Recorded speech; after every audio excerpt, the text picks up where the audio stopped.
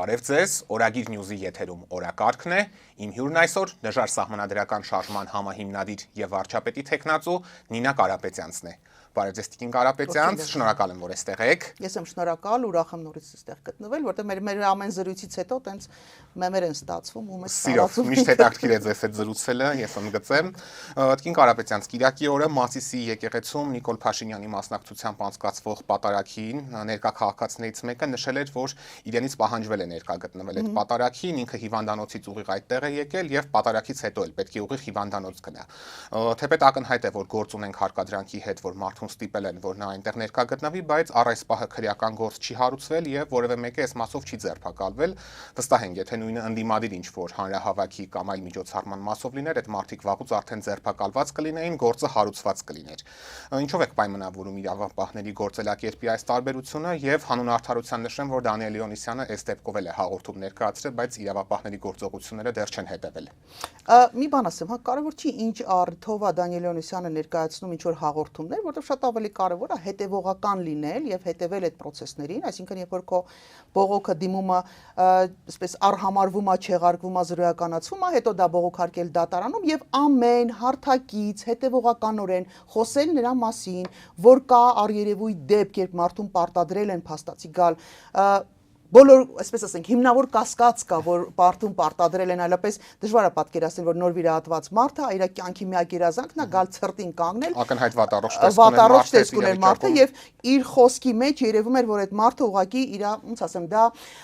օգնության կանչի նման ինչ որ մի հատ վիճակ էր, հա, մարդը իրան արժանապատություն նվաստացած վիճակում էր զգում, ու դա սարսափելի տեսարան էր իրականում։ Հիմա կա շատ ավելի կարևոր կլինի, որ պարոն Հովհաննիսյանը ամեն հարթակից, ամեն անգամ, երբ որ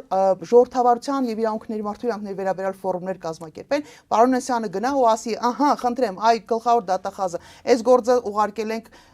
բան չեն արել, այս ձեզ մեկ, այս գործը չեն կա։ Ոչ թե գնան ասեն, այո, կան process-ներ, իսկ ով է ամենաշատը ներկայացնում բողոքներ, ես ընդեղից հարցնում, իսկ ով է ներկայացնում, ինքն էլ ասի, մենք ենք ներկայացնում, ասում է, հե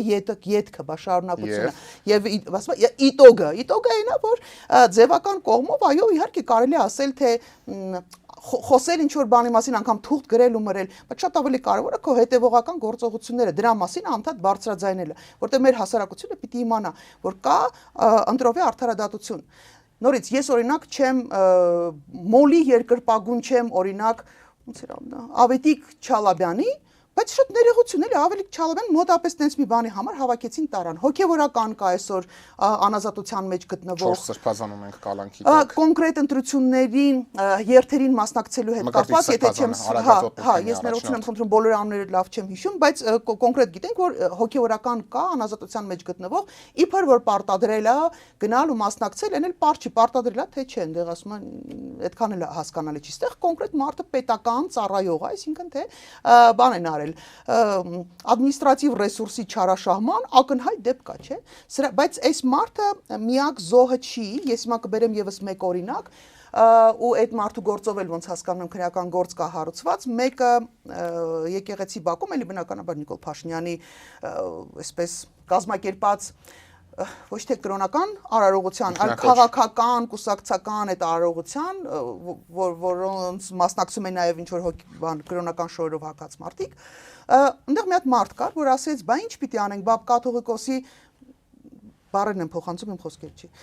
Քարը պիտի վերցնենք, տան գլուխը ջարդենք։ Եվ այդ գործի, այդ մարդու վերաբերյալ քրեական գործ կա հարուցված, բայց այս մարդը եւս զոհն է այն բոլոր process-ների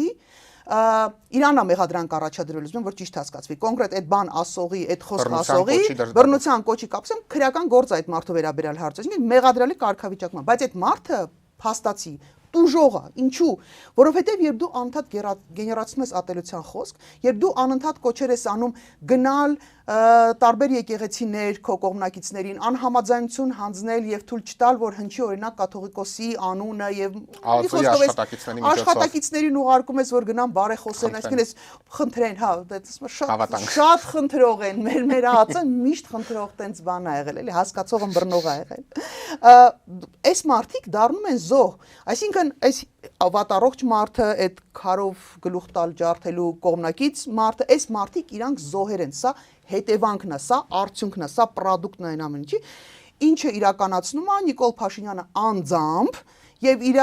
պրոպագանդիստ ու սազանդարները ու այսպես կոչված էքսպերտային խմբերը միասին բոլորը վերցրած։ Այսինքն երբ որ մենք ասում ենք որ ատելության խոսքը չի սկսում ու ավարտվում մի գրառումով կամ ինչ որ գործողությունով, ինքը լինելու է ասենց հավաքական, ինքը ուժ է հավաքելու բոլորին սրտի։ Անվերահսկելի դառնա։ Այս սրա մասին էր։ Ցավոք սրտի, քանի դեռ չկա քրեական գործ հարուցված ոչ թե հետևանքների մասով, այլ բուն պատճառի մասով, ասել է թե Նիկոլ Փաշինյանի վերաբերյալ ատելության խոսք սերմանելու, կրոնական կազմակերպության գործունեությունը խոչընդոտելու կապակցությամբ, որոնք սահմանադրությունը մի կողմից արգելում, կոնվենցիաները, որոնք Հայաստանի Հանրապետությունը անհաշվելի թվով կոնվենցիաներ են ստորագրել, էս էլ է արգելում, խախտում է նաև կոնվենցիաների, այսինքն թե բոլոր գործողությունները հակաիրավական են, հետևաբար քրեորեն պարժելի են, ասում ով այս ամենը չգեներացնում, ուշադրություն Նիկոլ Փաշինյան, ստուդիո, հիմա Նիկոլ Փաշինյանի վերաբերյալ թե չկա քրեական գործ հարուցված, մնացած բոլորը զոհեր են, մնացած բոլորը տուժողներ պիտի ճանաչվեն, այ ամեն մեկը պիտի հասկանա, ու մի բան էլ ասեմ, այն մարդիկ ովքեր տենց ոգևորված, ոգեշնչված, ես նայում եմ ինչ որ կանայք տղամարդիկ երիտասարդներ կան, որ բլոգերներ են տենց շախի են ընկել, էլի, ում մտքից ինչ անցնում է Նիկոլ Փաշինյանին սատարելու համար, ինչ ասես չեն ասում։ Այս մարդիկ պիտի հասկանան, ժողովուրդ, ձեզ զոհաբերելու են։ Այնպես որ այս մարդուն, որը ոգեշնչված նրանից, որ ինքը եկել է վարչապետիս համար կոչով ինչ որ արարողության մասնակցելու քարը կառնեմ կտամ գլուխը գջարդեմ զոհաբերեցին այդ մարդուն, իսկ ինքը զոհ է, ես պնդում եմ որ ինքը զոհ է։ Այն նույն ձևի սաղիտ են զոհաբերելու ինչ որ բան։ Նիկոլ Փաշինյանը գնալու է մենակ Հովիկ Աղազարյանից ավելի շատ Նիկոլ Փաշինյանին չհավատաք, ասում էր Նիկոլ Մեր մոտ գիտեք ոնց է, այ որ ասում են Հռոմի պապից ավելի կաթոլիկ չլինեք, մեր մոտ պիտի ասել Հովիկ Աղազարյանից ավելի բան նվիրյալ չլինեք, բոլորիդ փուրնա տալու, որտեղ այդ մարդու համար չկա ոչ կարմիր գիծ կա, ոչ սրբություն կա, ոչ կարևորություն, ոչ բան չկա։ Կա ինքը ու իր պաշտոնում վերարտադրվել է ու իր պարտավորությունները, որ ինքը ստանձնել է դրսում իրականացնել է։ Մնացածը խորապես անտարբեր է այս մարդը, այնպես որ Ժորժյան ձեզ ձիգ պահեք, տենց մի քիչ էլ տեսած պահեք, տես չի կարելի։ Քանի ամիս ժամանակ է մնացել վերջո։ Մի քանի ամիս ժամանակ է մնացել, դուք ուղղակի ես ափսոսում եմ, բայց նաև ձեր պատասխանության հարցը կարող է բարձրացվի։ Մտածեք արժի գնալ թե այդ ճանապարհով, թե չգնալ։ Ոտքին Կարապետյանց, մենք անցնող տարիներին բազմիցս ենք խոսել, որ իշխանության ներկայացուցիչները խախտել են քրեական օրենսգրքի եւ սահմանադրության դրույթները, նույնիսկ եկեղեցու մասով, սակայն իրավապահները ու դատական համակարգը այս ամեն ինչին պատշաճ չեն արձագանքել, նույնը եկեղեցու վերջին զարգացումների մասով։ Կխնդրեմ ձեր գնահատմամբ նշեք արդեն իշխանափոխությունից հետո ինչ պետք է անի նոր իշխանությունը, որպեսզի Հայաստանում դատաիրավական համակարգը այլևս որևէ իշխանության ենթակա չլինի կամ իր կամակատարը չլինի։ Այս մասով որոնք են լինելու ձեր առաջնահերթությունները իշխանության գալու կամ մաս կազմելու դեպքում։ Մենք շատ սկզբունքային վերցրել ենք ընդամենը 3 կարևորագույն հարց, որովհետև այո, բոլոր ոլորտներն են կարևոր, չգիտեմ, գյուղատնտեսությունից սկսած միջև, չգիտեմ, ցանկացած ոլորտ, առողջապահություն, կրթությունը, մնացածը, բայց մենք վերցրել ենք հիմնական 3 կարևորագույն խնդիր, որը մեզ համար ուղենիշային են, եւ թիվ 1 առաջնային խնդիրը դա կառավարման այնպիսի մոդել առաջարկելն է, որի պայմաններում գլխավոր դատախազը, դատավորները, հակակոռուպցիոն մարմինների ղեկավարությունը, ելով կա, օրինակ կենտրոնական դրական հանձնաժողովի նախագահան չի կարող կախված լինել օրվա իշխանություններից, ուղղակի չի կարող որևէ կերպ կախվածություն չի ունենալու, որովհետև ցանկացած մոդելի պայմաններում մենք հաջողացրել ենք փչացնել բոլոր մոդելները, ժողովրդավարական համարվող, մի երկու հատ էլ տենց թեթև մոտիկ բաներ կան, բայց նախագահական, կիսանախագահական, պարլամենտական ուրիշ երկրներում նորմալ աշխատում է սխեման, այնտեղ նորմալ բալանսավորվում է, մեր մոտ գալիս են, ով գալիս է, նստում դառնա թագավոր։ Ու այսենց բանով, հա, պատվերով, առաջ այնպես չի որ առաջ այդպես չի եղել, հա, առաջ են զանգել են, նշանակել են, զանգով հանել են, դրել են, այնպես չի որ այդպես չի եղել, բայց հիմա ասում եմ մի լրիվ ուրիշ։ Հիմա չեն զանգում, ազգային ժողովի ամբիոնից են։ Հա, եկեք ազնիվ լինենք, Նիկոլ Փաշինյանը ավելի թափանցիկ է, քան նախկին իշխանությունները, ինչու, որովհետև մարդը ԱԺ-ի ամբիոնից կոնկրետ ասում է ինչ պիտի արվի։ Կամ իր Facebook-յան էջում կոնկրետ կամ լայվ է մտնում, չգիտեմ, սրտիկի ու բառաբան խփելու արանքում, այն իր թույն շլապը մանգալու արանքում, նաև հանձնարարականներ է տալի բոլոր սահմանադրական անկախ մարմիններին, ու արդյունքում մենք ունենում ենք իշխանության զավթում, սա կոչվում է իշխանության զավթում, մարդիկ հասկանում են թե չի, ես չեմ պատկերացնում։ Ցավոք մենք նաև բավարար կրթություն չունենալու, բավարար գիտելիքներ չունենալու, սա մեղադրանք չեմ հնչեցնում, ոչ էլ որևէ մեկին վիրավորելու համար եմ ասում, բայց մենք որպես պետություն, որպես ինչ ասեմ, ժողովուրդ, հա, մենք մեր վրա հասարակություն չենք աշխատել, մեզ չեն սովորեցրել ունենալ բավարար գիտելիքներ, որպեսզի հասկանանք, որ պահին է այդ իշխանությունը արդեն զավթում դառնում եւ ոչ թե այսպես ոնց ասեմ, ճիշտ կառավարում կամ խիստ կառավարում, այսպես ասած, հա, ասում է, այ տեսեք Նիկոլ Փաշինյանը հազիվ եկել է ու սկսել է խսել, խստություն չի անում, ժողովուրդ չան, այս մարդը սահմանադրություն է խախտում, սահմանադրության խախտելու համար կրում են քրեական պատասխանատվություն, բայց դա հնարավոր չի, որտեղ գլխավոր դատախազը Նիկոլ Փաշինյանի նորից ես հիմա էլ եմ շարունակում համարել, որ Տիկին Վարդապետյանը ինքը շատ խելացի կին է, ինքը շատ պատրաստված կին է ու ինձ համար դա ամենավիրավորական մասն է, որովհետև խելացի հասկացող կրթված մարդը այո, լավ մասնագետ է, նախ Նիկոլ Փաշինյանը փչացրեց լիքը բանով էլի, մասնագիտական իմաստով, փչացրեց լիքը լավ մասնագետներին, դու այլևս չես կարող որպես հաջորդի վեկող իշխանություն այդ մարդկանց ներուժը հնարավորությունները ներգրավել, որտեղ այլևս իրենք կամ վարկաբեկված են իր հետ համագործակցությամբ կամ որոշ դեպքերում նաև քրեորեն պատժելի գործողություն կամ անգործություն են իրականացրել։ Հիմա Տիկին Վարդապետյանը չի կարող չհասկանալ, որ այս գործողությունները քրեորեն պատժելի են, բայց քանի որ Տիկին Վարդապետյանը այնքան է կապված գլխավոր դատախազի հետ եւ համակարգը այնպեսին է, որ կարող են Տիկին Վարդապետյանին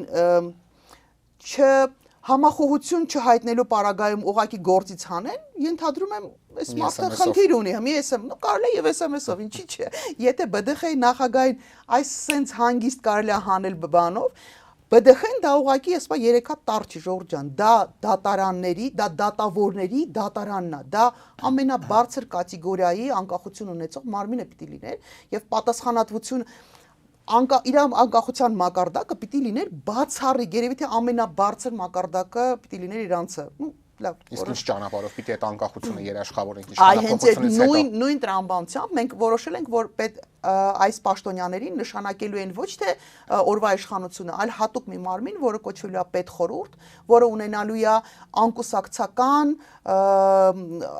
9 անդամներից է բաղկացած լինելու եւ 3-3 ռոտացիայով իրանք փոփոխության են ենթարկվելու եւ այս մարդիկ միաժամանակ եւ պահելու են իրենց ինստիտուցիոնալ հիշողությունը, կարողությունը եւ անընդհատ փոփոխություն լինելու, որպեսզի հանկարծ այնտեղ չհայտնվեն մի քանի հոգի ու որոշեն, որ վсё, սրանց հետո մենք ենք շեֆություն անելու այս երկրում։ Այդպես չի լինելու, այդ փոփոխությունը անդադար տեղ ունենալու։ Ինչու է մեզ համար լինելու են միայն Հայաստանի Հանրապետության քաղաքացիներ եւ դա լինելու է ոնց բացատրեմ, իր տրամաբանության մեջ, իհարկե մի քիչ ավելի բարդ գործառույթներ ունի, բայց իր տրամաբանության մեջ ոնց որ տան մեծ է, էլի։ Եվ ամենակարևոր հարցերից մեկը, որ պետխորհուրդը հնարավորություն է ունենալու վետոներ դնել հակասահմանադրական, հակաիրավական, հակահայկական, հակապետական որոշումների վրա վարչապետի եւ կառավարության, որովհետեւ ինչ որ մենք հիմա հայտնվել ենք մի իրավիճակում, որտեղ ակնհայտ է, չէ, որ կան գործողություններ, որ հակաիրավական են։ Դատախազի ծպտունը դուրս չի գալիս կամ հակաիրավական են, հակակոռուպցիոնի ծպտունը դուրս չի գալիս։ Պրոցեսներ են իրականացում, չնկատելու են տալիս, ազգային ժողովը ձենը կտրել նստել է, որտեղ ասում է չոր, մաքուր, տաք, հապահով իրանց ասում է 3 միլիոնանոց պրեմիաները տակը դրած, ինչի՞ պիտի ձեն հանի, եւ չկա ոչ մի գործիք այդ հակապետական գործունեությունը կասեցնելու համար։ Ընդհանրապես, չէ, կա ներողություն, մի հատ գործիք կա, կոչվում է impeachment, էլ ասում են, այս պայմաններ են դրել, Սերժ Սարգսյան, շնորհակալ ենք ձեզ անչափ, ասում են, այս պայմաններ եք դրել, որ ուզենան է չեն կարող աշխատացնել այդ impeachment-ի գործիքակազմը։ Այսինքն չկա ոչ մի հնարավորություն հակաիրավական, հակապետական, հակահայկական գործունեությունը կասեցնելու։ Այս վետոն հենց այդ անվտանգության բարձիկն է մի կողմից ժողովրդի համար, որ ժողովուրդը հանգիստ լինի, որ կա մարմին, որը ամեն պահի կարա կասեցնի ես լիշտո։ Մյուս կողմից դա անվտանգության բարձիկ է նաև վարչապետի համար։ Ինչու՞։ Որովհետև կարող են չէ լինել իրավիճակներ, երբ որ ծայրահեղ, չգիտեմ, ճնշումների ներքո, սպառնալիքների ներքո կամ չգիտեմ չեմ ուզում ասեմ, որ առել են սուդյան, ասում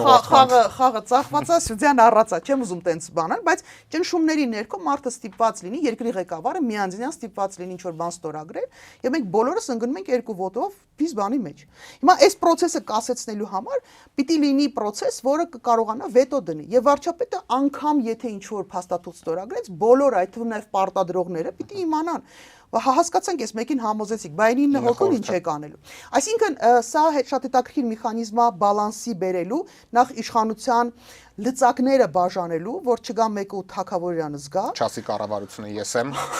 Չասի կառավարությունը ես եմ, այո, գազոդարство это я։ Բայց ունենա նաև բավարար գործիքակազմ, որպես մենեջեր, որպես երկրի կառավարող, ամբողջական կառավարելու գործիքակազմը բնականաբար վարչապետը ունենալու է։ Եվ ԱԱԾ-ն ալինելու իր հետ, եւ ներքին գործերն ալինելու իր հետ, այսինքն այդ արտաքին բնականաբար այդ հարաբերություններում ինքնաներկայացնել։ Բայց պիտի լինի, ասում տունը մի հատ մեծ պիտի լինի, որ ես լիշտո ասի Ժորժյան, մենք ձեզ ասում ենք հավաքեք ձեզ, մի րոպե սպասենք, ասում է, մի հատ եկեք հավաքվենք, նստենք, տեսնենք ինչ ենք անելու։ Ասելա թե շատերն են ասում, որ հա, եւ հաջորդ մեր երկու կետերը շատ կարեւոր, սա էլ ասեմ, ձեր հարցի հետ այդքան կապ չունի, բայց շարունակեմ։ Ուրեմն հաջորդ կետը մեկը պետության կառավարման մոդելի փոփոխությունն է, հաջորդը անվտանգության համապարփակ համակարգի ստեղծումն է, որը շատ մոտիկ է Ֆինլանդիային, սա մեր մշակած պրոյեկտը չի, սա մասնագիտացված կառույցների տարբեր ՀԿ-ների, էքսպերտների մշակած պրոյեկտն է, որը իրանք սիրով պատրաստ են տրամադրել ցանկացած կուսակցության շարժման, պատրաստ են համագործակցել ցանկացածի հետ, բայց ոնց հասկանամ, առանձնապես ոչ մեկին պետք չի եղել բացի մեզանից, որովհետև սա իսկապես այն մոդելն է, որի պայմաններում մեր անվտանգությունը հնարավոր կլինի ապահովել ամբողջական եւ առավելագույնս ապահովել։ Իսկ ձեր նշած կետերի հետ շուրջը նիմադիր ուժերի հետ քննարկումներ, կոնսուլտացիաներ ունեցել եք, վերջիններիս շրջանում կա համախմբում ես ձեր առաջ քաշած օրակարգի շուրջ։ Հա, եւ վերջինն էլ ասեմ, վերջին երրորդ կետը մեր ինչի մասին է, դա թվայնացման, թվանշային գործիքակազմի օգտագործման մասին, որտեղ ամբողջ աշխարհը գնում է թվայնացման, ու եթե մենք այս process-ից դուրս մնացինք, ասում եմ, պոեզդից եթե դուրս մնացինք, էլի հետևից սենց վազելու ենք ու ասենք, այս մեր բախտը ոնց չբերեց, առանց հասկանալու, որ բախտը բերելու համար դու պիտի ինչ-որ գործողություն անես։ Հիմա այո, այս հարցերի շուրջ մենք խոսել ենք շատ մեծ թվով մարդկանց հետ, առանձին դեպքերում դրանք կարող են անհավանական թվալ, որովհետև մենք իսկապես սկզբունքորեն, տեսեք, նժարսանդրական շարժումը չի հիմնադրել կուսակցություն, որովհետև մենք չունենք կուսակցական պրոյեկտներ, մեր առաջարկը ինքը վերկուսակցական է, ինքը համահայկական է, մեզ պետք է, որ բոլոր առողջ ու իսկապես Հայաստանը դեպի փոփոխություններ տանելու նպատակ ունեցող ուժերը հավաքվենք, համախմբվենք ու փորձենք մի անգամ ասում համապետական, ոչ թե նեղ կուսակցական, այլ համապետական, համահայկական ես կասեի, պրոյեկտ իրականացնել։ Այս սրա շուրջ մենք հանդիպումներ ու քննարկումներ ունենք, մարդիկ կան, որոնք այո, խմբեր, նախաձեռնություններ, կուսակցություններ, անհատներ, էքսպերտներ, շատ մեծ թվով մարդկանց հետ ենք հանդիպել, համախոհություն կա, ես կարծում եմ մոտակա ժամանակ մենք արդեն կունենանք նաև համախմբման ավելի ֆորմալիզացման տարբերակներ են ունենալ։ Հա, որովհետև մենք էլի պիտի ասեմ, մենք դաշինքի կողմնակից ենք միշտ եղել, եւ իմ առաջադրվելու հետ կապված ամբողջ իմաստը նրա մեջ է եղել, որ երբ որ գալիս են տարբեր կուսակցություններ իրար հետ համախմբվելու, անպայման հարց է ծագում, ասում են մենք ավելի հին ենք, այն ասում են մենք ավելի մեծ ենք, այն ասում են մեր փողը ավելի շատ է, այն ասում են ինձ ես ավելի ճանաչելի եմ, ես ավելի սիրելի եմ, մի խոսքով ասում են հետո վերջում ասենց ջնջում ենք ու գնում ենք տներով։ Առաջադրվելուն համաձայնվելը իմ նրա մեջ է եղել, որ ես չունեմ կուսակցական պատկանելություն, չունեմ անձնական ընդհանրապես ոչ մի ամբիցիաներ չունեմ որևէ պաշտոն զբաղեցնելու հետ կապված, եւ ես համարում եմ, որ դա ժամանակավոր անցումային process պիտի լինի, որտեղ պիտի լինի մարդ, որը ոչ մեկինը չի, բացի այս ժողովրդից ուրիշ ոչ մեկինը չի։ Ու մենք պիտի բոլորս միասին համախմբվենք, որոշ հարցեր լուծենք, կարգավորենք, ասում այ դնենք դարակների մեջ, հետո Աստված սիրեք, որդ կգա, կհամոզեք ժողովրդին, կասեք նորմալ պայմաններում ընտրություններ կանցկացնենք ամենակարևորը։ Այլևս ասում եմ, երբ որ կենտրոնական դրական հանձնաժողովի նախագահան չի լինի քո կուսակցության անդամը, իսկ քան որ ես չունեմ կուսակցություն, հետեւաբար իմ կուսակցության անդամը չի կարա լինի ապրիորի։ Սա նշանակում է եւ գլխավոր դատախազը չի լինի իմ անձնական օգտագործմանը, որովհետեւ նշանակում են բնականաբար ինչ որ ես պատմում եմ սկզբում, դա սահմանադրական փոփոխությունների մասին։ Այո, մենք սահմանադրությունը փոխելու կարիք ու անհրաժեշտություն ունենք, բայց դա չի լինելու ուրիշի պատվերով եւ ուրիշի պատկերացումներով, ուրիշի սրտի սահմանադրությունը։ Մենք կարիք ունենք փոփոխությունների սահմանադրական եւ մենք գնալու ենք այդ process-ով։ Դա անելու ենք մեր համար, ոչ թե ինչ որ մեկին պետք է։ Այս բոլոր փոփոխությունների արդյունքում այդ կարճ ժամանակն ենք մենք խնդրում ժողովրդից ձայն տալ, որպեսզի կարողանանք այդ փոփոխությունները իրականացնենք։ Հետո ձեզ ով կգա, Ժորժ ջան, ով ձեր համար համոզիչ կլինի։ Կասի գնում են արևմուտք, Աստված իրեք գնացեք արևմուտք։ Կասեն արևելք, հյուսիս, հարավ, ով որտե, չգիտեմ, ցանկացած ուղղությամբ ձեզ ձայն տվեցիք այդ մարդկանց, թող գան, փորձեն, ձեզ համոզեն, խնդրեն, ձեր ձայնը վաստակեն, գան, պետություն նորմալ կառավարեն, կառավարեն, չեն կառավարի, ասում համակարգը կա ձեռները բռնելու։ Կառավարությունը ես եմ ու ոչ մեկ չի կարող ասել։ Ու ոչ մեկ չի կարողանա այլևս անիվներ անել, ոչ մեկ չի անպատիժ մնալ, որովհետև կլինի համակարգ, որտեղ ձեռն է կբռնեն, ձեռքից էլ կտանեն համապատասխան արդարադատության համակարգով կանցկացնեն։ Հա, իմիջիայլոց ես տրամադրված եմ արդարադատության համակարգում էլ դրական փոփոխություններ անել, բայց նրանից հետո, երբ որ այս իշխանությունները կանցնեն այդ արդարադատության իրանց բարեփոխած արդարադատության համակարգի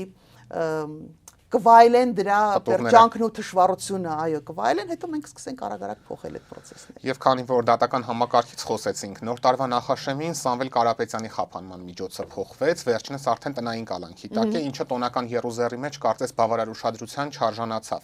Ինչ եք կարծում, ինչով էր պայմանավորված այս որոշումը, հաշվի առնելով գործի քաղաքական բաղադրիչ, էլի, արդյոք գտնվել է այն դատավորը, ով համարձակվել է իշխանության որոշումը չկատարի, թե այնուամենայնիվ սա արտաքին ճնշմամբ է տեղի ունեցել ձեր համոզմամբ։ Մենք երկու տարբերակ ենք քննարկել ու հիմա երևա կարճ ժամանակ հետո կհասկանանք որ տարբերակն է աշխատել։ Առաջի տարբերակը, որ գտնվեց մի դատավոր խելքը գլխին, որը հասկանում է, թե իր ֆունկցիան ինչի մեջ է, որի ֆունկցիան ցանկացած եկած թղթով չդակել ու կալանքի չտանել, որովհետև Սամվել Կարապետյանը ինքը դասական, դասագրքային քաղաքական բանտարկյալ է։ Դրանից դենը, ես չգիտեմ, էլ ինչ պիտի այնտեղ դասավորեն հարմարացնեն, որ չտեղավորվի ու ես ապշում եմ միջև հիմա որոշ քաղաքացիական հասարակության ներկայացուցիչների, որոնք ամեն արդարացում փորձում են փնտրել, որպեսզի արդարացնեն Նիկոլ Փաշինյանի այս հանցավոր հրահանգներն ու որովհետև մարդը ուղի եթերում հրահանգներ էր տալի։ Ուրեմն եթե վերաքննիչ դատարանը փոխեց խափանման միջոցը ու տարավ նորից Կարապետյանին կալանքի, դա նշանակում է, որ ուղղակի էքսես էր, գտնվել էր մի պարկեշտ եզակի դեպք, դատավոր, որ իր վրա անձնական պատասխանություններ իր վրա վերցրել ու ճշգրիտ որոշում էր կայացրել, եղածների մեջից նվազագույն վնասով բաներ, տուն էր մարդուն ուղարկել։ Եթե չփոփոխվեց կալանքը, դա կնշանակի, որ դրսից կա ճնշում, որովհետև այս իշխանությունը բոլորովին տրամադրված չի որևէ մեկին իր ապանյենտներից թողել դրսում։ Ես կարծում եմ, որ շատ-շատերս հայտնվելու են պարբերաբար անազատության մեջ։ Կարող է վերաբերվել։ Դե ինձ ասում է, ինձ թվում է իրանց ձեռին որ մնար, ինձ վաղուց տարը փակել են, որտեղ զահլեկը տարել են բոլոր իմաստներով։ Դա ճնշման արդյունք կարող է լինի, որովհետև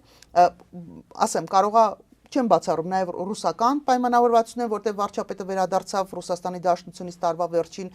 հետո խափանման միջոցը փոխվեց։ Կարա արևմուտքի, բայց արևմուտքը հիմա բաժանված է, հա, Եվրոմիության հետ կապված ինչ որ հարաբերություններում կարող են ասել, որովհետև կներեք ամեն ինչի համը հանել է այս մարդը։ Տեղ չի թողել, որովհետև այսպիսի վարքագիծը նաև արևմուտքի կողմից չդատապարտելը,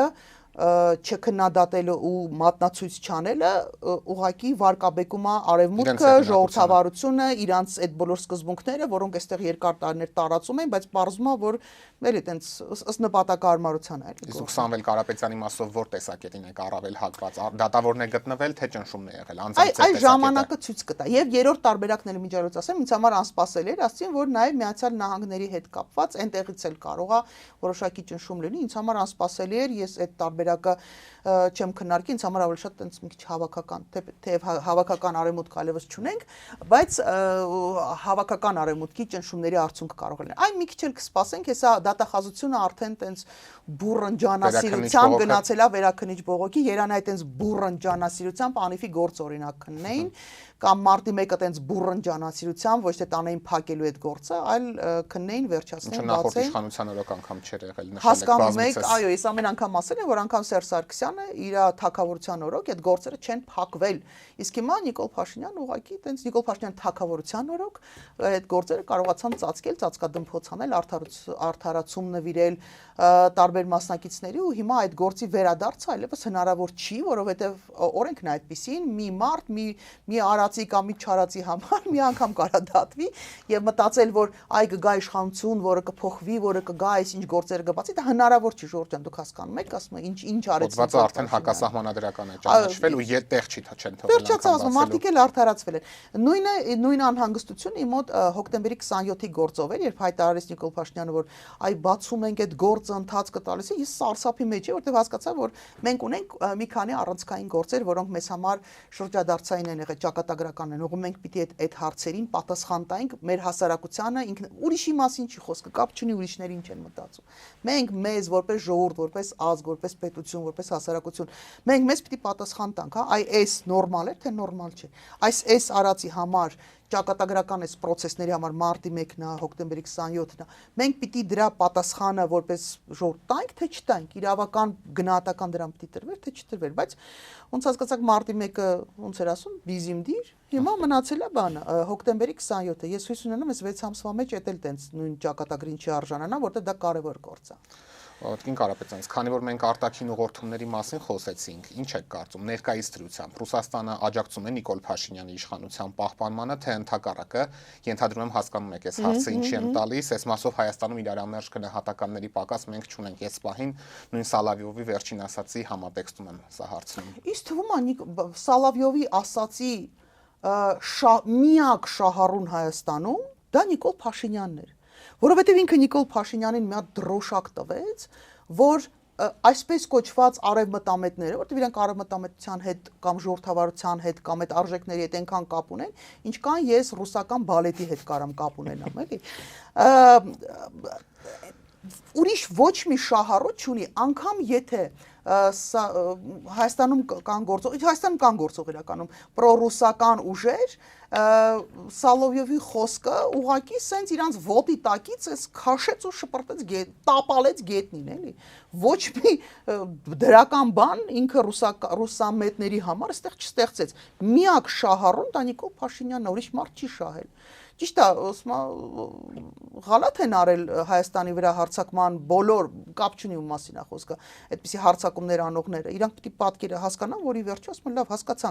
հասկացանք դուք մեծ եք, մենք փոքր, հասկացանք դուք զենք ունեք, մենք չունենք, ամեն ինչ հասկացանք, բայց չափ ու սահման կա ամեն ինչին, էլի, ի վերջո նա ձեզ հաշիվ տվեք, սուվերեն երկիր է, հասկացանք հետաքրքրություններ ունեք, բայց ասում ամեն ինչը չափ ու սահման, ի՞նչ է նշանակում թուրս կառնեմ, կգամ այդտեղ սաղին ասма կկոտորեմ ինձանով կանեմ, հասկանում եք, միջև հիմա ռուսական կողմը չի կարողանում հասկանա, որ չի կարելի ասել ես կգամ, եթե հետս ընկերություն չանես, կգամ վիզիտ կկտրեմ, խտենց ընկերություն են անում, Շորջ ջան, առաջարկեք, արեք առաջարկ, որը հետաքրքիր կլինի այդ պետության, ասում լավ, ես պիտի սովորացնեմ, արեք երկրներին առաջարկ, որը իրանց համար հետաքրքիր կլինի, որը իրանց համար շահավետ կլինի, կարակ չի անեք, երևի ինչ-որ բան ունեք, չգիտեմ ինչ ունեք ձեր, ինչա մնացել այդ կիսա քանդված արդեն երկում, ափսոսում եմ, ես ամեն անգամ ապշում եմ Ռուսաստանի Դաշնության նման տարածքով մեծ եւ ռեսուրսներով անverջ, որովհետև 70 տարի սովետը ավիրեց, թալանեց, գողացավ, մսխեց, ինչքան հնարավոր էր մսխեցին ու էլի չի պրծնում այդ ռեսուրսը, պատկերացնում եք Աստված իրանց ինչ ռեսուրս է տվել, բայց այդ ռեսուրսների պայմաններում դու ոչ մի բան չգտնես, հա, առաջարկ անելու բան չգտնես, գաս ասես, հիմա ես լիշտո ասում եմ, SV-ում սկսում ենք թուրն առնենք վիզներ կտրենք, չի դա առաջարկ, ասում եմ։ Միտումնավոր աջակցում են Նիկոլ Փաշինյանի իշխանության պահպանմանը, որտեղ շատ լավ գիտեն սա ինչ արձագանք է ունենալու Հայաստանում։ Արդյունքում շահումա շահառուն միակ Նիկոլ Փաշինյանը, ուրիշ ոչ մեկ չկա։ Նո Նիկոլ Փաշինյանը ու իրակից, հարակից այդ սազանդար պրոպագանդիստ կեղծ արևմտամետները, որոնք տենց դրոշակեն վայ, այդ հիբրիդային պատեր։ Իմ մոտ տպավորությունն է, որ Սալավյովը բանիկո բանա դեմ է աշխատում, գիտեք, ասում է Ռուսաստանի, կոնկրետ Ռուսաստանի դեմ է աշխատում, որտեղ մեկ-մեկ դες բաներ է խոսում, մտածում ես մարդը adekvat է։ Ինչ արեցիր, էլի, այստեղ էլ պատկերացնում եք, չէ, ասում է հիմա արդարացվեց այն ինչքան փող էին տվել, ինչ որ փող էին տվել հիբրիդային պատերազմի դեմ պայքարելու, ռուսական ազդեցության դեմ պայքարելու, տեսեք, այնպես չի, որ ես դեմ եմ, որ մեր ընտրությունների վրա դրսից ազդեցությունը, չեմ ասում չեզոքացվի զրոյականացվի, որտեղ դա հնարավոր չի, նվազագույնի հասցվի, բայց ժողովուրդ ասում եմ, միայն Ռուսաստանի Դաշնության բանա, հիբրիդային պատերազմը մենք ունենք, մենք Ադրբեջանի հիբրիդային պատերազմ չունենք, մենք Թուրքիայի հիբրիդային պատերազմ չունենք, ուրիշ հետաքրքրվածների ներազդեցության, միջամտության խնդիր հարց չունենք դրած։ Կալասի հայտարարությունը չեն լսել, որ Հայաստանի իշխանությունը օգնություն է խնդրել Եվրամիությունից։ Հասկացաք։ Հավատանք, որ չեն լսել։ Պատկերացրեք, չէ՞, մարդիկ գնում են, խնդրում են, վտանգ են տեսնում մենակ մի տեղից, այսինքն իրանց համար մնացած բոլորը, ովքեր հավակնություն ունեն քո տարածքին, լավ, մենակ Ռուսաստանի Դաշնությունն է ասում, էսի իմ հետաքրքրությունների զոնան է, նորից ես Ռուսաստանի պաշտպանը չեմ, ոչ էլ մոլի երկրպագուն եմ, ոչ էլ ընդհանրապես, բայց պետք է հասկանալ, մենակ Ռուսաստանի Դաշնությունն է այստեղ գալիս ասում, էս իմն է, ով էլ սրան ձեռ տվեց։ Չէ, Ադրբեջանն էլ չեն իմ բան ասում, ամեն օրվա ռեժիմով, հա, անպայման կասեն, այդ արմատամետները կասեն, դուք մոռանում եք, որ Ռուսաստանի Դաշնությունը մեր ռազմավարական գործընկերն է, իսկ Ադրբեջանը ոչ, իսկ ի՞նչ է դա փոխում, դա ոչինչ չի փոխում, քո ինչ կապ ունի ով է հավակնում քո տարածքին, հա, քո անվտանգությանը, քո ինքնուրույնությանը, ինքնիշխանությանը, ինչ տարբերություն, ոչ մի տարբերություն չկա։ Այնպես որ այս լարվածությունը նաև ընտրություններից առաջ, գիտեք, մարդկանց ավելի շփոթեցնելու, ավելի լարելու, որտեվ անընդհատ լարման մեջ գտնվող մարդը ուղղակի հուսահատվում է, հոգնում է, զզվում է, ոչ մի բան չի ուզում անի։ Իհեճուկս այս Նիկոլ Փաշինյանի մնացած բոլոր խաղացողները այս ներվերը թափ տալու մեր process-ին, մենք բոլորս մի մարդու նման պիտի գնանք մասնակցենք ընտրություններին։ Կապ չունի դուք ում եք ընտրելու։ Մի ընտրեք մենակ նրանց, ում դուք արդեն մերժել եք, ով ձեզ համար ընդունելի չի։ Գնացեք դադար, այս process-ը դա, որտեղ եթե չգնացին, չմասնակցեցին ընտրություններին, իշխանությունը, օրվա իշխանությունը սխեման տենց է աշխատում։ Օրվա իշխանությունը անունազգանը կապ չունի։ Միևնույնն է ունենալու է առավելագույն ձայները։ Այնպես որ եկեք մի անգամ հավաքվենք, խելքներս գլուխներս հավաքենք, գնանք մեր ձայները, մեր ճակատագիրը մենք որոշենք, որովհետև մենք կարող է հնարավորություն չունենանք ազդելու, օրինակ պրոհայկական Հռոմի պապ ընտրվելու հետ կապված, որը շատ լավ կլիներ, ինչի ես մը why not։ Բայց հա, ինչու ոչ, բայց մենք չունենք, չէ, այս պահին առնվազն այդ ռեսուրսը չունենք։ Դե ուրեմն ասում եմ Ժորժ ջան, լավ, ներսի հարցերի վրա եկեք կենտրոնանանք, հասկանանք ներսի հարցերը կարողանում ենք կարգավորենք, 100%-ով կարողանում ենք կարգավորել։ Կան բազմաթիվ խնդիրներ, որոնք այո ազդեցություն են ունենալու, դրսից ալնելու, բայց մենք ներսում կարող ենք փոխել, երբ ամենակարևորը, երբ մենք ներսում մեր ուզած, մեր սրտով փոփոխություններ կարանք անենք, երբ որ օրվա իշխանությունը եւ ժողովուրդը իրար նկատմամբ ունեն վստահություն։ Մեր քվեարկությամբ կարող ենք իշխանություն փոխել։ Այո, մենք կարող ենք փոխել, բերել իշխանություն, որի նկատմամբ ժողովուրդը կունենա վստահություն։ Երբ որ իշխանությունը ունենում է լեգիտիմություն, բացարձակ էական չի, իրան սիրում են դուրսը, չգիտեմ, Ռուսաստանում իրան սիրեցին, Միացյալ Նահանգներում սիրեցին, չսիրեցին, այդ ասում եմ, լուբիշ, նի լուբիշ, հաշվի են նստելու, ժողովրդի որոշման հետ հաշվի են նստելու։ Ժորժ ջան, եկեք գնանք մեր ձայնը տանք, թող մեր որոշման հետ բոլորը ստիպված լինեն հաշվի նստելու, բայց ձայնը տանք, նորից, ես անուն չեմ տալու, ում ուզում եք գնացեք ընտրեք։ Ամենակարևոր մասը գնացեք ընտրության։ Ձեր ձայնը իսկապես արժեքավոր է, ձեր ձայնը բացառիկ է, ու մենք հնարավորություն ունենք process գեներացնելու, ասում լավ, մի անգամ եկեք մեր վրա պատասխանատվություն վերցնենք, Ժորժ ջան։ Վերջո նաև հիշենք, ենթադրենք 50 ընտրողից Նիկոլ Փաշինյանին 10-ն են, եթե 40 հոգի ընտրությանը մասնակցում է 10-ը լինում է 25%, իսկ եթե 20 հոգի է 50%։ Մեր հանրությունը սա պետք է ամենալավը հասկանա կարծում եմ։ Ամենալավ թվաբանությունն է, ամենալավ, ամենահեշտ թվաբանությունն է, շատ ճիշտ է։ Եվ Տիկին Կարապետյան, օրերս վեհափառը Մասյացոտնի թեմի արդեն նախկին առաջնորդ Գևորգ Սարոյանին ազատեց պաշտոնից, սակայն վերջինս չենթարկվեց այս որոշմանը, իսկ Նիկոլ Փաշինյանն էլ նշեց, որ այս որոշումն իրենց համար առ-ոչինչ է, քանի որ նրանք Գարեգին II-ին կաթողիկոս չեն համարում եւ հետեւաբար նրա որոշումները չեն ընդունում։ Իշխանության կողմից սահմանադրության ոտնահարումները մեզ համար սովորական երևույթ են դարձել, այս մասին արդեն խոսեցինք, բայց այնուամենայնիվ սա իր մեջ ինչ վտանգավոր նախադեպ է պարունակում, ինչ վտանգավոր նախադեպ է ստեղծում Փաշինյանը։ Օրինակ մենք էլ կարող ենք հայտարարել, որ չենք ընդունում Նիկոլ Փաշինյանին որպես լեգիտիմ ղեկավար, ու մեր քաղաքացիական պարտականությունները չկատարենք, հարկեր չվճարենք եւ այլն եւ այլն։ Օրինակ, մենք կհավաքվենք էլեկտրիկներով, կնստենք իրար հետ սուրճ կխմենք ու կորոշենք, որ մենք չենք համարում Նիկոլ Փաշինյանին, մենք էլեկտրիկներս չենք համարում Նիկոլ Փաշինյանին լեգիտիմ վարչապետ ու չնայած էլեկտրիկները իրանք ունեն, որտեղ քաղաքացի են, լավ, ինչ որ հարմար օրինակ չբերեցին։ Բեղոսով չկա սենց բան, որ տեսեք, Նիկոլ Փաշինյանի բազմաթիվ գործողություններ արդեն ամիսներ շարունակ հակասահմանադրական ու քրեորեն պատժելի են։ Տիկին գլխավոր դատախազ, հավաքեք ձեզ, լուրջ ընդունեք այն ինչ որ հիմա կատարվում է, որովհետև սա բացի նրանից որ հակաիրավական է, սա նաև կազմաքանդող մեր պետությունը կազմաքանդելուն, մեր ինքնությունը կազմաքանդելուն ուղղված գործողություն է։ Դուք չեք կարող դա չհասկանալ։ Դուք բավարար գիտելիք եւ մտածողություն, կարողություն ունեք, որ կարողանաք սրա հետևանքները հասկանալ։ Եվ ցանկացած մարդ էլ որ մեզ լսում է, ինքը շատ լավ պիտի հասկանա։ Տեսեք, մենք ունենք եկեղեցի, որը օրենքով անկախ է։ Ցանկացած կրոնական կազմակերպություն, դա չի վերաբերում այն հայրաքելական եկեղեցուն, բայց մենք ունենք մի հատ առանձնահատուկ կրոնական կազմակերպություն, որը բացառիկ է, իսկ բացառիկ է ինչու, որովհետև սրանից 2026 տարի առաջ Աստծո որդին ծնվեց երկիր մոլորակի վրա, որպեսզի մեր մեղքերը գա օգնի մեզ քավել ու մնացած ամեն ինչը, այս Աստծո որդին մեծացավ, դառավ մեծ տղա ու հավաքեց առաքյալների, ամբողջ երկիր մոլորակի վրա, այս 12 հոգի մարդ է հավաքել, որպես իրան աշակերտ։ Այդ 12 հոգուն ասել է Ժորժ ջան, գնացեք եւ տարածեք իմ ուսմունքը։ Այդ 12 հոգուց ուշադրություն, 2 հոգին մի հատ տեսակարար կշիռը նայեք, տոկոսային հարաբերություններ, եկել են Հայաստան։ Եկել են հայրին սովորացնելու եւ հայ առաքելական եկեղեցին հիմնադրվել է Քրիստոսի աշակերտ առաքյալների կողմից։ Ոչ թե տրթատ մեծի։ Նիկոլ Փաշինյան, դուք պրիչում կարակից բացատրեք։ Եվ այս ամբողջ process-ը փոխանցվել է, այսինքն եկեղեցու հիմնադրումը դա Քրիստոսի առաջի ձեռից հիմնադրված եկեղեցի է, հասկանում եք, թե չի ասում ժողովուրդ։ Ու այս կանոնակարգերը, այդ թվում նաև կաթողիկոսության հետ կապված այդ կանոնակարգերը մշակվել են առաջի ձեռից։ Հիմա եկել է մի հատ մարդ, որի անունը Նիկոլ Փաշինյանը ու իր սազանդարները, եկել ասում են մենք Աստծո որդի Քրիստոսի որոշումը չեղարկում ենք, ընկեր, լավ չեք ժողովուրդ, դուք հասկանում եք ինչի վրա է այս մարդը։ Խնդրում Քրիստոսին մենակ թողնելու համար։ Հիմա Քրիստոսն ընդենք նավորվել է։ Ասում կներես։ Պատկերացնում եք այս մարդն ինչ է անում։ Ու ձեզ էլ քիչ է որ ինքը երկու գործողություն է անում։ Ինքը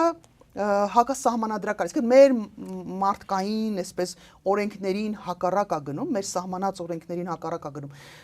Քրեորեն պատժելի գործողություն անում Նիկոլ Փաշինյանը, երկրորդը Քրիստոսի կողմից ուսուցանված աշակերտների, առաքյալների հիմնադրած եկեղեցու կանոններին դեմ է գնում, ասում է Քրիստո կառավարությունը չեմ մենակ ես, Քրիստոսն էլ եմ ես, соответственно ասում է Քրիստոսը զամինիցիլ ենք Հայաստանում քտել, այս Քրիստոսը զամինիցիլը եկել է այդտեղ ինչ որ բան է, որոշումներ է կայացնում, հասկանում եք։ Այս էլ ձեզ բարոյական եւ աստվածային նորմերին հակառակ գնալու process-ի մեջ է տանում, այդ էլ ջհանդամ։ Այս մարդը ձեզ բոլորի ներքաշում այս process-ի մեջ, իրան քիչ է իր մեղքերը, իրան քիչ է որ ինքն է այդ process-ը գեներացնում, քրեորեն պատժել, մարդկային օրենքներով եւ աստվածային օրենքներով քրեորեն պատժելի գործողություններ է իրականացնում։ Այս մարդը ձեզ հանցակից է դարձնում։ Լավ, այս պարզ սխեման չեք կարողանում հասկանալ։ Ախր ձեր ինչին է պետք։ Անկամ եթե դուք աթեիստ եք, ժողովուրդ նավսյակի սուչի ասում ես զգուշ եղեք, էլի կարող է վերևը վсё-таки մի բան կա, ու ձեր պատիժը անխուսափելի է լինելու։ Իսկ նրանք ովքեր եկեղեցում առաջին շարքերում են կանգնած կարծես թե։ Ախր ես գիտեմ այդ մարդկանց ովքեր որ այնտեղ առաջի շարքերում կանգնած են, այդ մարդիկ են ովքեր միշտ ծաղրել են եկեղեցին։ Իրանք միշտ ծաղրել են հոգևորականներին, կրոնական այդ process-ները, ծաղրել են բառացիորեն ուղիղ տեքստով։ Այսօր այդ մարդիկ եկել են սիրուն կոստյումները հագել, տենց սիրուն կանգնել ու բանել, տենց աղոթքներ են անում, ամոթ է ժողովուրդ, ամեն ինչը չափ ու սահման ունի։ Պատիժը իհարկե մենք Աստծո գործերի հետ գործ չունենք, թող իրանք ընդ որոշեն ում ոնց են պատժելու, այդ իրանց գործառույթն է, բայց մեր գործող օրենքներին համապատասխան չի կարող անպատասխան մնալ այս հանցավոր գործունեությունը ու մարդկանց էլ շարքային քաղաքացիներին դուք կարող եք չսիրել բաներին կաթողիկոսին դուք կարող եք չսիրել ինչ որ եպիսկոպոսներին ժողովուրդ բոլորը ժամանակավոր են եկեղեցին է հարատև Աստված դե չասեմ հասկացանք հա հիմա եկեղեցին հարատև է եպիսկոպոսը ժամանակավոր է կաթողիկոսը ժամանակավոր է ցավոք սրտի լավ կաթողիկոսն էլ է ժամանակավոր, բարեբախտաբար վատ կաթողիկոսն էլ է ժամանակավոր, բոլորը ժամանակավոր են, հանգիստ, զուսպ, հավասարակշռված, մի թույլ տվեք, որ ավիրեն այն, ինչ որ մերն է, ինչ որ մեր ինքնությունն է, այն ինչ որ մեզ նվեր է տվել առաջի ձեռից Քրիստոսից միջև ասում է մեր ներկա ժամանակները, մի թողեք, որ դա ավիրեն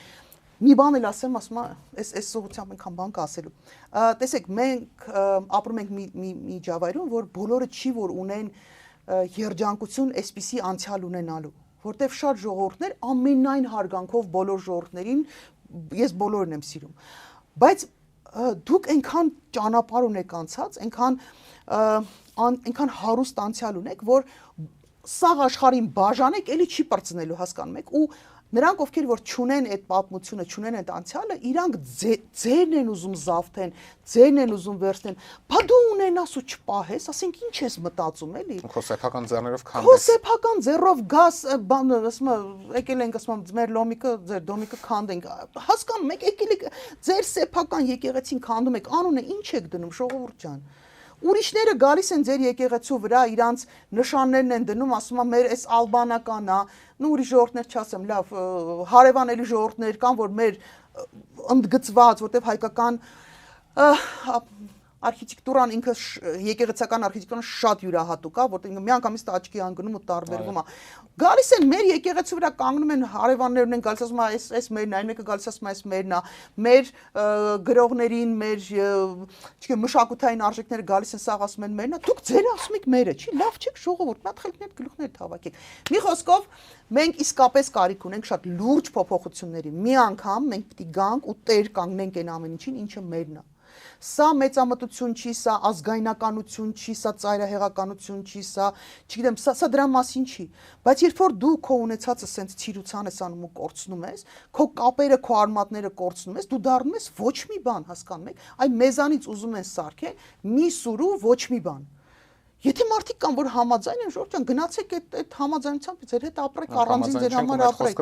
Իմիջիալից մեծ թվով մարդիկ համաձայն չեն, ու շատ հետաքրքիր է վերադառնալով այդ քաղաքական process-ներին, մարդիկ, ովքեր որ քաղաքական առումով շատ տարբեր հայացքներ եւ նախասիրություններ ունեն, բոլորը հասկանում են այս վիճակը։ Ու դա է միակ երաշխիքը եւ իմ մեծագույն հույսը, որ այս արժեքների շուրջը, ազգային արժեքների եւ մեր նախնիների եւ հանուն մեր ապակայի այս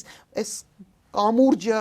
պահելու թույլ չտալու որ ավիրեն, այս սրա շուրջ մենք պիտի հավաքվենք եւ ես կարծում եմ որ մենք հավաքվելու ենք ու մենք իսկապես թույլ չենք տալու։ Կարող է դժվար լինի, կարող է ինչ որ